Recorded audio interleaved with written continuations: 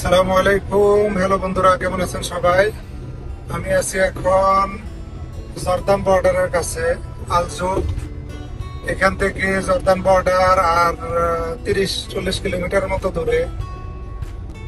দুই বাংলাদেশি বাইকে ওখানে নামাই দিয়ে আসছি। আমার এলাকা থেকে প্রায় 800 কিলোমিটার দূরে, 780 কিলোমিটার।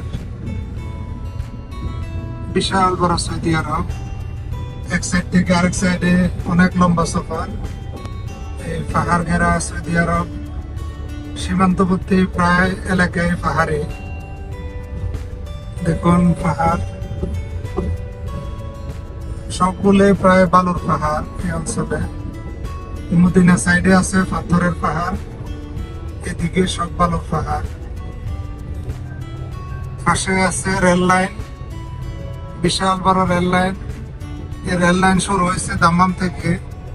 দাম্মাম থেকে রিয়াদ, রিয়াদ টু আল কাসিম, আল কাসিম থেকে হাইল, হাইল থেকে সাকাকা পর্যন্ত। মাশাআল্লাহ,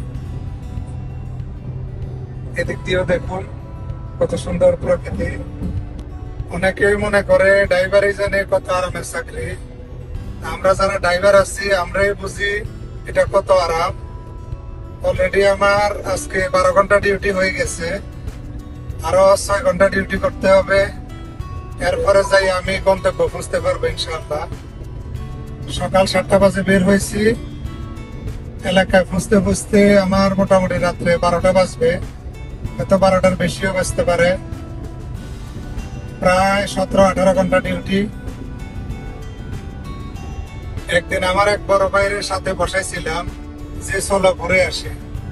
ও আমার সাথে 400 কিলোমিটার সফর করছে মোটামুটি 4-5 ঘন্টা।